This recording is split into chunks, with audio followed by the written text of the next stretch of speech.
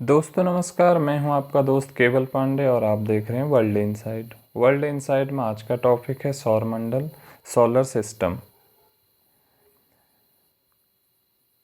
सौरमंडल का जो प्रधान ग्रह है वो है सूर्य। इसके चारों ओर चक्कर लगाने वाले ग्रह, उपग्रह और जो क्षुद्र ग्रह हैं, धूमकेतु हैं, उल्का पिंड हैं और भी जो आकाशीय पिंड हैं, वो सब मिलकर बनाते हैं सोलर सिस्टम। और सोलर सिस्टम की जो सबसे पहले खोज की वो की थी कोपरनिकस ने।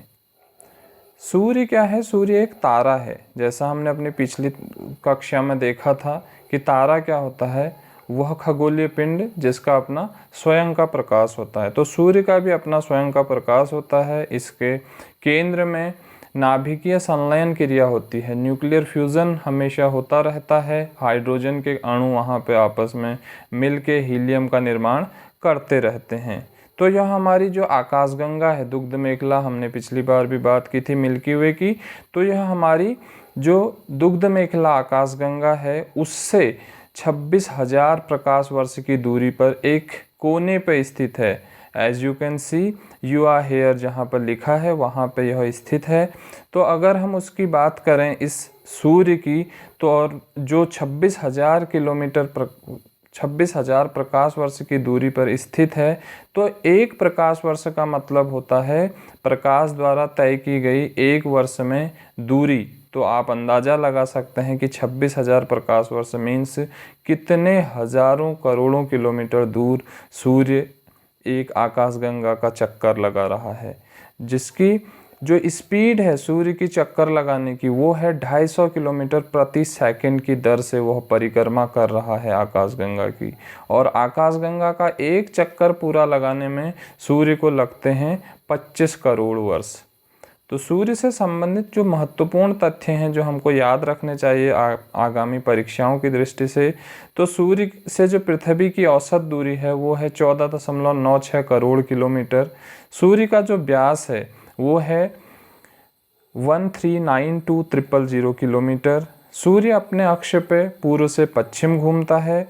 सूर्य का जो व्यास है वो पृथ्वी से लगभग बड़ा है 109 गुना। आप अंदाज़ा लगा सकते हैं। सूर्य की जो ऊर्जा का जो उत्पन्न होती है ऊर्जा, मैंने आपको पहले ही बताया, न्यूक्लियर फ्यूज़न की वजह से, नाभिकीय संलयन की वजह से होता है। और सूर्य का जो प्रकाश पृथ्वी पर आने में समय लगता है उसमें लगता है 8 मिनट 16 सेकंड। और सूर्य स्थिरांक की अगर हम बात करें तो सूर्य से जो आने वाला प्रकाश है उसकी जो स्पीड है वो है 2.97 लाख किलोमीटर प्रति सेकंड। इस गति से सूरज का प्रकाश पृथ्वी की ओर आता है। अगर हम सूरज के केंद्र की बात करें तो सूरज के केंद्र में 1.5 करोड़ डिग्री सेंटीग्रेड तापमान है। और अगर हम इसके बाह्य परत की बात करें, इसके धरातल की बात करें, वहाँ का तापमान लगभग 6000 डिग्री सेंटीग्रेड है, जो 6000 से कम होता है लेकिन इसको लगभग में 6000 मान ले रहे हैं। सूर्य के जो विभिन्न गैसें उपस्थित हैं, उन गैसों में सक्रिय गैस हैं, अक्रिय गैस हैं और धात्विक पदार्थ हैं, अधात्विक पदार्थ हैं। जैसे हाइड्रोजन और नाइट्रोजन इसमें सक्रिय गैस हैं। तो सबसे ज़्यादा सूर्य के वायुमंडल में हाइड्रोजन गैस की उपस्थिति है। सूर्य के जो केंद्र है वहाँ पर सबसे ज़्यादा हाइड्रोजन है, उसके बाद हीलियम है, फिर ऑक्सीजन है, कार्बन है, आयरन है, सल्फर है, नियॉन है, नाइट्रोजन है, सिलिकॉन है, मैग्नीशियम है। अब कभी कभी क्वेश्चन पूछ लिया जाता है कि सूर्य में जो उपस्थित गैसें हैं उसमें अक्रिय गैस कौन सी हैं, इनएक्टिव गैस कौन सी हैं। तो हीलियम और नियॉन इनएक्टिव गैस हैं, जबकि हाइड्रोजन और नाइट्रोजन और समटाइम कार्बन को भी इसमें सक्रिय एक्टिव गैस के रूप में मान लिया जाता है। फिर इसमें धात्विक खनिजों की अगर बात करें, धात्विक पदार्थों की बात करें तो आयरन है और मैग्नीशियम है, इसमें धात्विक पदार्थ हैं। और अधात्विक की बात करें तो सल्फर है और सिलिकॉन है। ये परीक्षाओं की दृष्टि से बहुत इंपॉर्टेंट तथ्य है, आप लोगों को समझ में होनी चाहिए बातें। सूर्य की संरचना की बात करें तो सूर्य की संरचना 2 भागों में है। 3 परत इसके आंतरिक भाग में है और 3 परत इसके बाह्य भाग में है। इसके अगर हम आंतरिक भागों की बात करें तो इसमें कोर है, रेडिएक्टिव जोन है, कन्वेक्टिव जोन है, जिसको हम क्रोड़, विकिरण मंडल और संवहन मंडल बोलते हैं। और 3 जो इसके बाह्य भाग हैं उसमें फोटोस्फीयर है, क्रोमोस्फीयर है और किरीट है, प्रकाश मंडल, वर्णमंडल और किरीट। क्रोड़ की अगर हम बात करें तो सूर्य का जो केंद्रीय भाग है वो क्रोड़ कहलाता है, जहाँ का तापमान 15 करोड़ डिग्री सेंटीग्रेड के आसपास है। और इतना अत्यधिक तापमान होने की वजह से इसका जो कोर है वो प्लाज्मा अवस्था में है।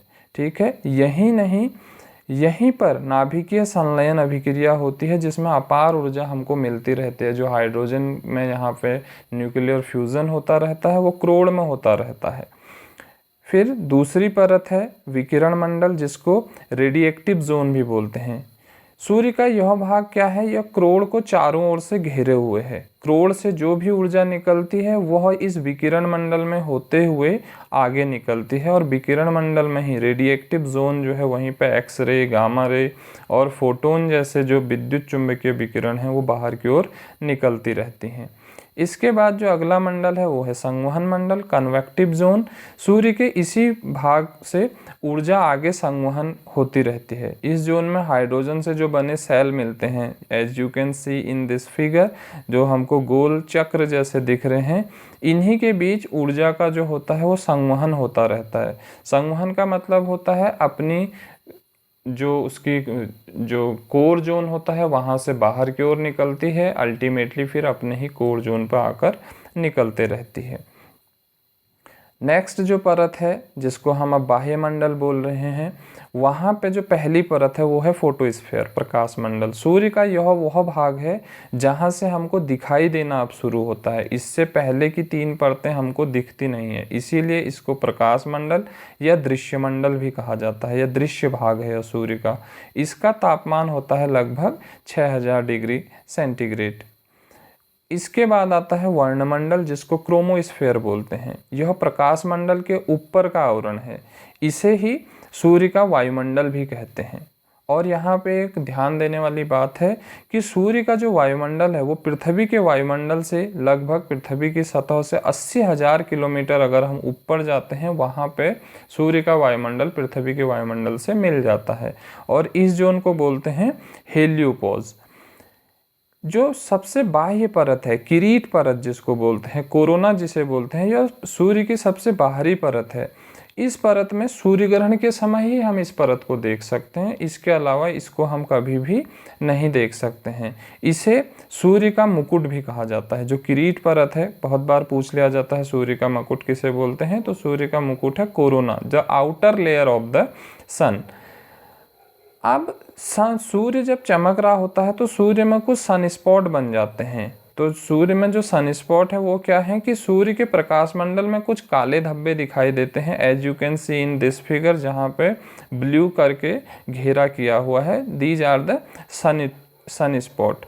ये क्या हो रहे हैं, सूर्य में यहाँ पे एकदम से जो तापमान है वो कम होने लगता है।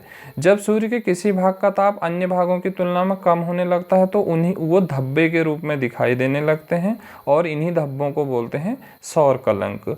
तो इन धब्बों का जो जीवन काल होता है वो कुछ घंटों से लेकर कुछ सप्ताह तक होता है, और सौर कलंकों की संख्या प्रत्येक 11 वर्ष में बदलती रहती है। कभी सौर कलंक बहुत ज़्यादा मात्रा में हो जाते हैं और कभी बहुत कम होते हैं।